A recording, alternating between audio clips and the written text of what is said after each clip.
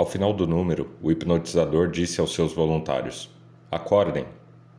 Algo incomum aconteceu.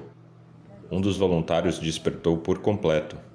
Isso nunca havia acontecido antes.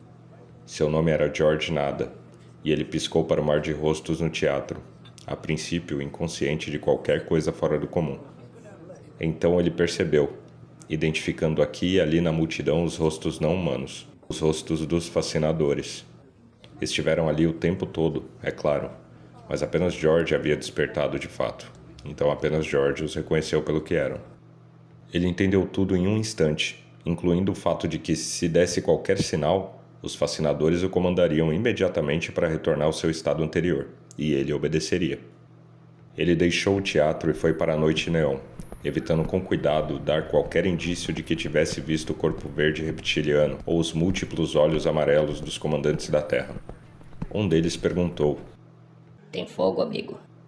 George o deu fogo e seguiu em frente. Em intervalos ao longo das ruas, George viu os pôsteres pendurados com fotografias dos múltiplos olhos dos fascinadores e várias ordens impressas abaixo deles, como: "Trabalhe por 8 horas, divirta-se por 8 horas, durma por 8 horas e case e reproduza." Uma TV no mostruário de uma loja chamou a atenção de George, mas ele desviou o olhar no último segundo. Quando não olhava para o fascinador na tela, podia resistir ao comando: "Fique ligado neste canal." George morava sozinho em um pequeno quarto, e assim que chegou em casa, a primeira coisa que fez foi desligar o aparelho de TV. Ainda assim, podia ouvir os aparelhos de TV de seus vizinhos em outros quartos. Na maior parte do tempo, as vozes eram humanas, mas de vez em quando ele ouvia o coachar arrogante, semelhante ao de um pássaro, dos alienígenas. "Obedeça o governo", Disse um coachar. "Nós somos o governo", Disse outro. "Nós somos os seus amigos. Você faria qualquer coisa por um amigo, não faria?" "Obedeça, trabalhe." De repente, o telefone tocou. George atendeu. Era um dos fascinadores. "Alô, Coachou a coisa. aqui é o chefe de polícia Robson. Você é um velho, George Nada. Amanhã de manhã, às 8 em ponto, seu coração vai parar. Por favor, repita." Eu sou um velho, disse George. Amanhã de manhã, às 8 em ponto, meu coração vai parar. O chefe desligou. Não, não vai, sussurrou George. Imaginou por que o queriam morto. Suspeitavam que ele tivesse acordado? Provavelmente. Alguém deve tê-lo identificado, percebido que não respondia da mesma forma que os outros. Se George estivesse vivo 1 minuto após as 8 amanhã de manhã, então eles teriam certeza. Ficar aqui e esperar pelo fim não vai ajudar em nada, pensou. Ele saiu novamente. Os cartazes, a TV, as ordens ocasionais de aliens que passavam por ele não pareciam exercer poder absoluto sobre ele, embora ainda se sentisse muito tentado a obedecer, ver as coisas da forma que seu mestre desejava que ele visse. Ele passou por um beco e parou. Um dos aliens estava sozinho lá, reclinado contra o muro. George andou até ele. "Cai fora", Grunhiu a coisa, focando George com seus olhos mortíferos. George sentiu o compreendimento de sua consciência oscilar.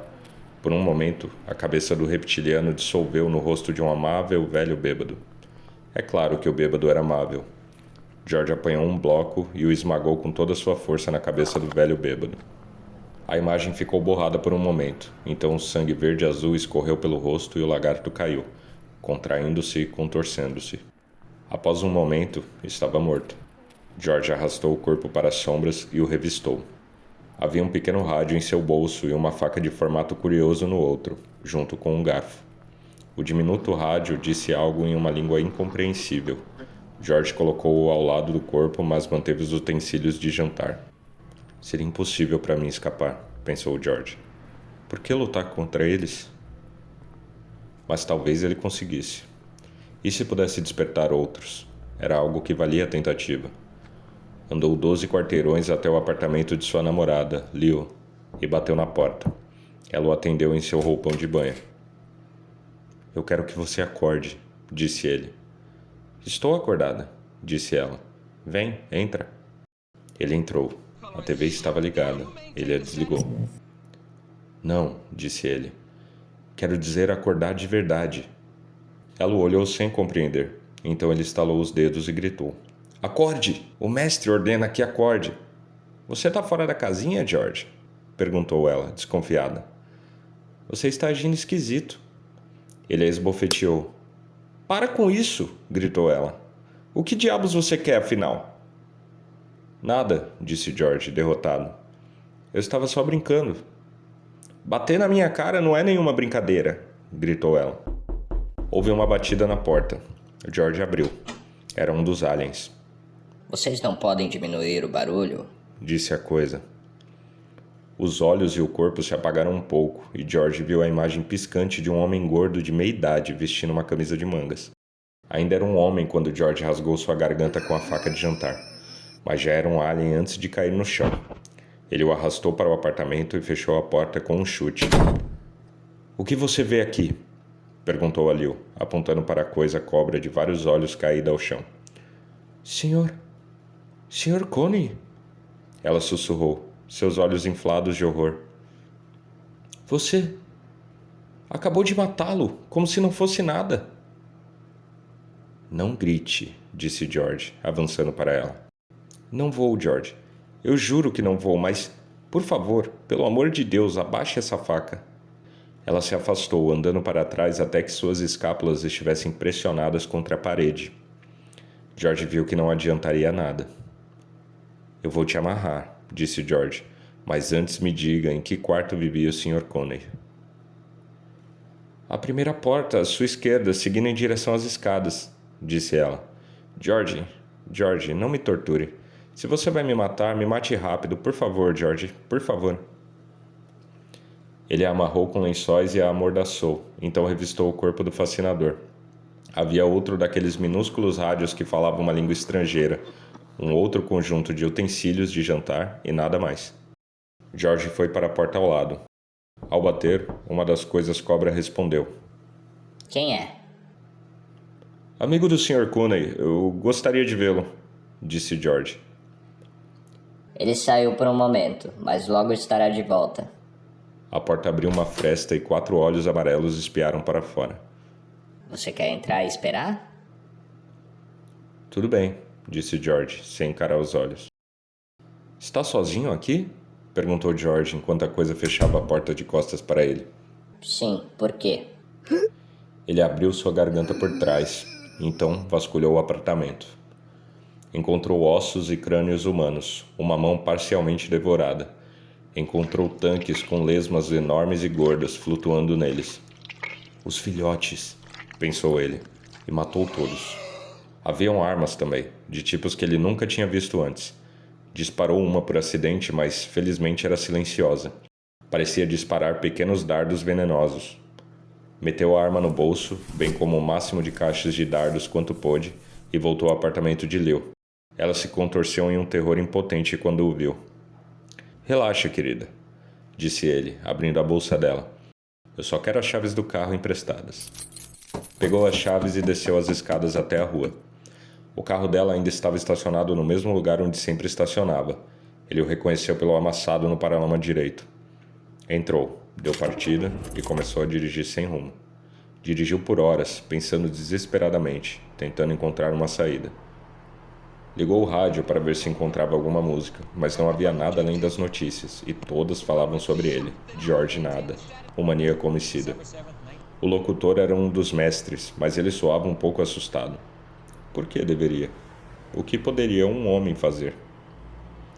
George não ficou surpreso ao ver o bloqueio na estrada e virou em uma rua secundária antes de alcançá-lo. Nada de viagens ao campo para você, pequeno George, pensou consigo. Haviam acabado de descobrir o que fizeram no apartamento de Lil, então era provável que estivessem procurando pelo carro dela. Estacionou em um beco e tomou o metrô. Por algum motivo, não haviam aliens no metrô. Talvez fossem bons demais para algo assim, ou talvez apenas fosse muito tarde da noite. Quando finalmente um deles entrou, George saiu. Ele subiu a rua e entrou em um bar. Um dos fascinadores estava na TV, dizendo de novo e de novo. Nós somos seus amigos. Nós somos seus amigos. Nós somos seus amigos. O lagarto idiota parecia assustado. Por quê?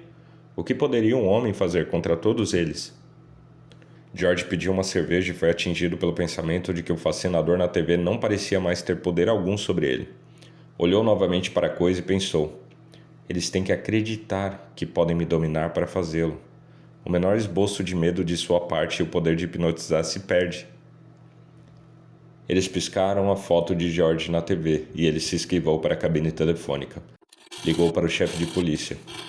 Alô, Robinson? Perguntou. O próprio. Aqui é George Nada. Eu descobri como fazer as pessoas despertarem. O quê? George, espere. Aonde você está? Robinson soou quase histérico. Ele desligou e pagou e saiu do bar. Eles provavelmente rastreariam aquela ligação. Tomou outro metrô e foi para o centro da cidade. Estava amanhecendo quando ele entrou no prédio que abrigava o maior dos estúdios de TV da cidade. Consultou o guia do prédio e então subiu com o elevador. O policial em frente ao estúdio o reconheceu. Ei, você é nada! Ele arfou. George não gostou de atirar nele com a arma de dardos venenosos, mas teve que fazê-lo. Ele teve que matar muitos mais antes de entrar no estúdio em si, incluindo todos os engenheiros em serviço. Haviam muitas sirenes de polícia do lado de fora, gritos exaltados e passos rápidos nas escadas. O alien estava sentado em frente à câmera de TV, dizendo: Nós somos seus amigos. Nós somos seus amigos. E não viu George entrar. Quando George atirou nele com a arma de agulhas, ele parou em meio à frase e ficou apenas sentado lá, morto. George ficou perto dele e disse, imitando o coachar alienígena: Acordem, acordem. Veja como realmente somos e nos mate. Foi a voz de George que a cidade ouviu naquela manhã, mas a imagem era a do fascinador, e a cidade acordou pela primeira vez, e a guerra começou. George não viveu para ver a vitória que chegou finalmente. Ele morreu de um ataque cardíaco, às 8 horas em ponto.